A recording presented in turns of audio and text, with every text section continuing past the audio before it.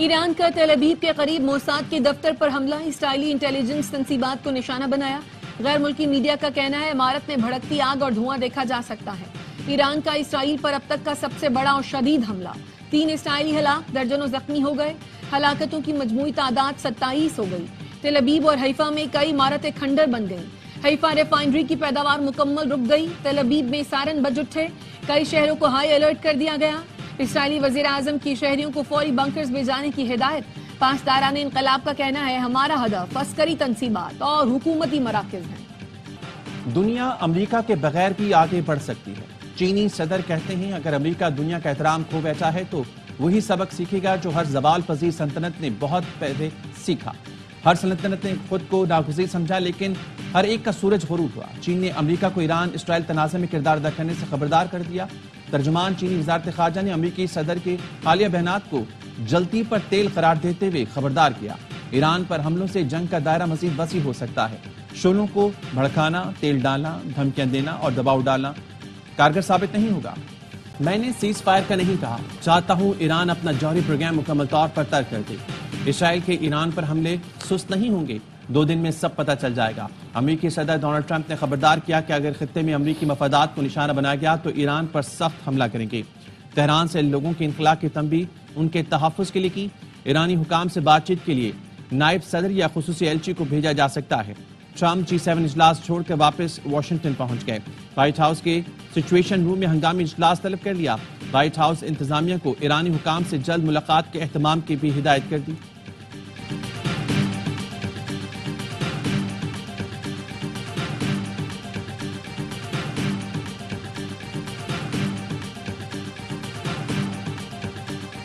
ایران کے خلاف جنگ نہیں چاہتے، امریکی ڈیموکریٹ سینیٹر ٹم کین نے صدر ٹرمپ کے اختیارات محدود کرنے کا بل پیش کر دیا۔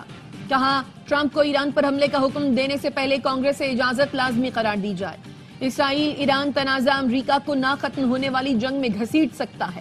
امریکی عوام اپنے فوجیوں کو ایک اور طویل جنگ میں بھیجنے میں دلچسپی نہیں رکھتے۔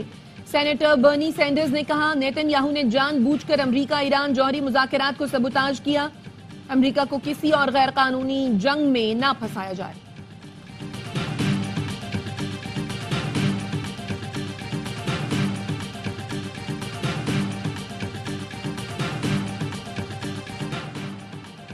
چین نے امریکہ کو ایران اسرائیل تنازع میں کردار ادا کرنے سے خبردار کر دیا۔ ترجمان چینی وزارت خارجہ نے امریکی صدر کے حالیہ بیانات کو جلتی پر تیل قرار دیتے ہوئے خبردار کیا۔ ایران پر حملوں سے جنگ کا دائرہ مزید وسیع ہو سکتا ہے۔ شعلوں کو بھڑکانا، تیل ڈالنا، دھمکیاں دینا اور دباؤ بھڑکانا کارگر ثابت نہیں ہوگا۔ اس طرح سے تنازع مزید شدت اختیار کرے گا۔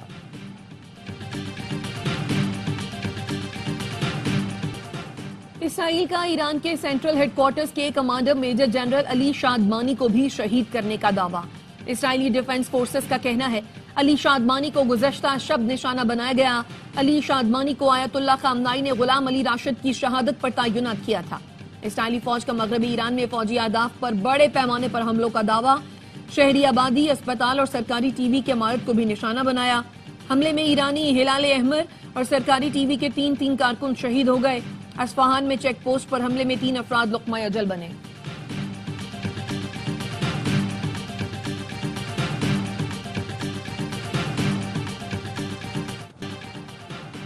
ایران کا اسرائیل پر اب تک کا سب سے بڑا اور شدید حملہ، 3 اسرائیلی ہلاک، درجنوں زخمی ہو گئے، ہلاکتوں کی مجموعی تعداد 27 ہو گئی۔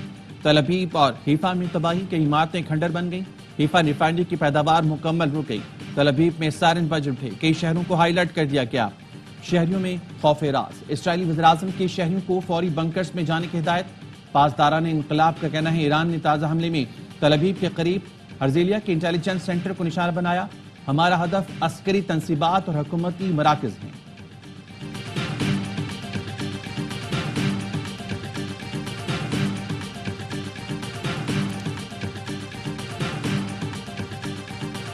وزیر خارجہ اسحاق ڈار کو اماراتی ہم منصب کا فون، علاقائی صورتحال پر تبادلہ خیال۔ دونوں رہنماؤں نے ایران پر اسرائیلی حملوں کے بعد خطے کی صورتحال پر تشویش کا اظہار کیا۔ علاقائی امن و استحکام کی کوششوں کی فوری ضرورت پر زور دیا گیا۔ ترجمان دفتر خارجہ کا کہنا ہے پاکستان اور متحدہ عرب امارات نے قیام امن کے لیے سفارتی کوششوں کی حمایت پر اتفاق کیا۔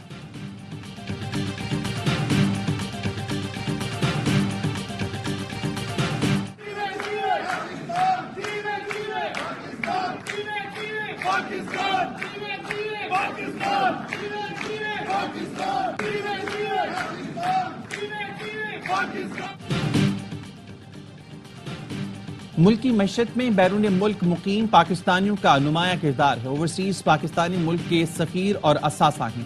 تحصیلات زر اور سرمایہ کاری میں ان کا اہم حصہ ہے۔ Army chief field marshal Asim Munir کا واشنگٹن میں پاکستانی کمیونٹی سے خطاب۔ اوورسیز پاکستانیوں کا فیلڈ مارشل کو شاندار خراج تحسین، فقید المثال استقبال کیا۔ آپریشن بنیال المرصوص میں شاندار کامیابی پر اظہار تشکر۔ واشنگٹن میں ڈیجیٹل ٹرک کے ذریعے افواج پاکستان کی قربانیوں اور بے مثال خدمات کو اجاگر کیا گیا۔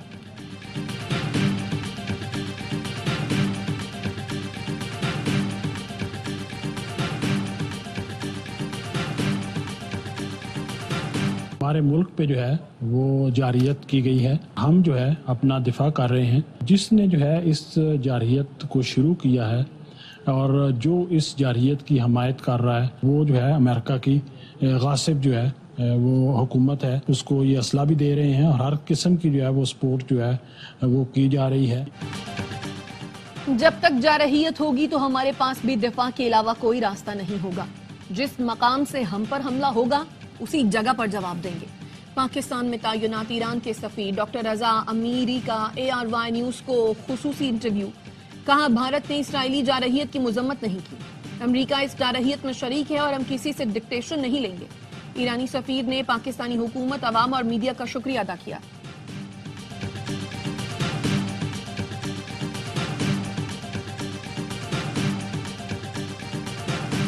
We are well prepared for any eventuality in case things go towards further escalation. Ongoing tariffs, I had a very constructive and positive call with US Commerce Secretary. Pakistan کسی بھی صورتحال سے نمٹنے کے لیے پوری طرح تیار ہے۔ امید ہے ایران اسرائیل جنگ زیادہ طویل نہیں ہوگی۔ وزیر خزانہ محمد اورنگزیب کا اسلام آباد میں تقریب سے خطاب۔ کہا امریکہ کے سیکرٹری تجارت سے ورچوئل گفتگو ہوئی۔ پاک امریکہ تجارتی معاہدے کو جلد حتمی شکل دینے پر اتفاق ہوا ہے۔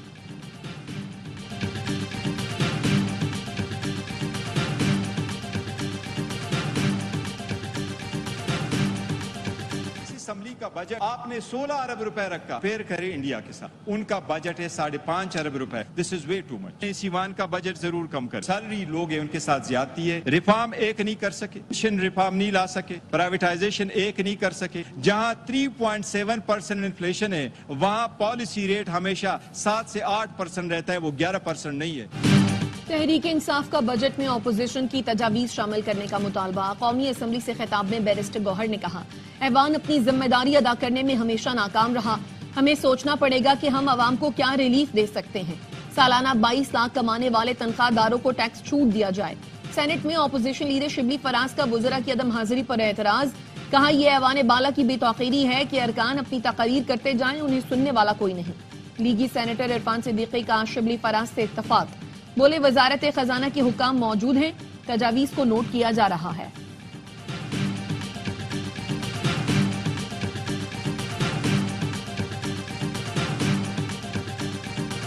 اس سال کا جو ہمارا بجٹ ہے کل حجم جو ہے وہ 5335 ارب روپے ہے۔ ترقیاتی بجٹ 1240 ارب کا ہے۔ اس دفعہ کا جو ہمارا ترقیاتی بجٹ ہے ٹوٹل جو بجٹ آؤٹ لے ہے اس کا 23% ہے۔ اس سال پنجاب کا ترقیاتی بجٹ 1240 ارب روپے ہے۔ گزشتہ سال کی طرح اس سال بھی کوئی نیا ٹیکس نہیں لگایا۔ وزیر خزانہ مشتبہ شجاع الرحمان کی پوسٹ بجٹ کانفرنس۔ کہا ٹیکس میں اضافہ نہیں بلکہ ٹیکس نیٹ ورک بڑھائیں گے، نان ٹیکس ریونیو پر زیادہ توجہ دے رہے ہیں۔ سینئر صوبائی وزیر مریم اورنگزیب نے کہا کل پنجاب حکومت نے اپنا تاریخی بجٹ پیش کیا۔ وزیر اعلیٰ مریم نواز کی سب سے زیادہ توجہ صحت اور تعلیم کے شعبے پر ہے۔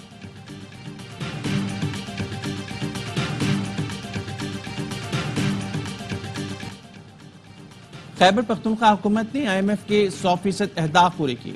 15 ماہ میں ٹیکس اور نان ٹیکس ریونیو میں 50% اضافہ کیا۔ وزیر اعلیٰ KP علی امین گنڈاپور کہتے ہیں صنعتوں کو مقامی سطح پر پیدا ہونے والی بجلی رعایتی نرخوں میں فراہم کریں گے۔ 3 سال میں 800 میگا واٹ پن بجلی کے منصوبے مکمل ہوں گے۔ 1,32,000 مستحق گھرانوں کو مفت اور آدھی قیمت پر سولر سسٹم دے رہے ہیں۔ سپریم کورٹ میں مخصوص نشستوں سے متعلق کیس کی سماعت کل تک ملتوی۔ فیصل صدیقی ایڈوکیٹ نے کہا الیکشن کمیشن کی نظر ثانی درخواستیں فوراً مسترد ہونی چاہیے۔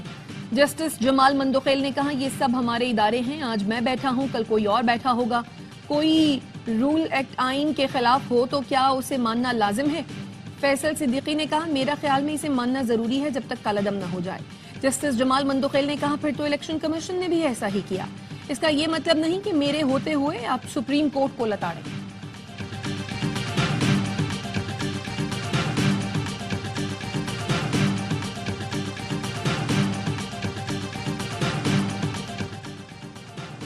बगैर फुल कोर्ट मीटिंग के रूल्स में तब्दीली खिलाफ कानून है। इस्लामाबाद हाई कोर्ट के रूल्स में तब्दीली पर जस्टिस बाबर सत्तार ने कायम मुकाम चीफ जस्टिस सरफराज डोगर और हाई कोर्ट के तमाम जजेस को खत लिख दिया। खत में कहा, लाहौर हाई कोर्ट रूल्स और आर्टिकल 208 में जिक्र तरीके के खिलाफ रूल्स में तब्दीली हुई। आइन के आर्टिकल 208 के तहत अथॉरिटी के पास रूल्स बनाने का इख्तियार है। आर्टिकल 192 के मुताबिक अथॉरिटी से मुराद चीफ जस्टिस और हाई कोर्ट के जजेस हैं। न ये इख्तियार किसी और को दिया जा सकता है, न ही किसी और तरीके से इस्तेमाल हो सकता है। मेरे इल्म में ऐसी कोई फुल कोर्ट मीटिंग नहीं जिसमें इस्लामाबाद हाई कोर्ट रूल्स 2011 मनसूख हुए। फौरी गलती की तस्दीक होनी चाहिए, इससे मुलाजमीन के हकूक भी मुतासर होंगे और यह हाई कोर्ट के लिए शर्मिंदगी का बायस होगा।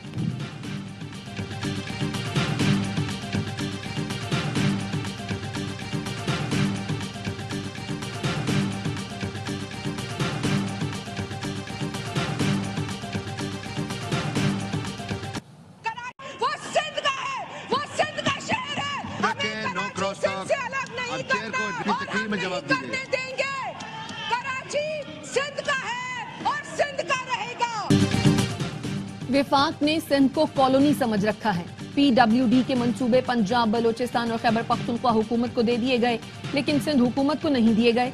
क्या विफाकी हुकूमत अब सूबाई हुकूमत के इख्तियारात इस्तेमाल करेगी? शाजिया मरी का कौमी असम्बली में इजहार ख्याल। MQM के अरकान का एहतजाज। कहा, शाजिया मरी सिंध के साथ कराची की भी बात करें। पीपल्स पार्टी कराची पर बात करने से क्यों कतराती है? शाजिया मरी ने कहा, कराची किसी के बाप का नहीं, सिंध का है और रहेगा, कोई अलग नहीं कर सकता, ना ही करने देंगे।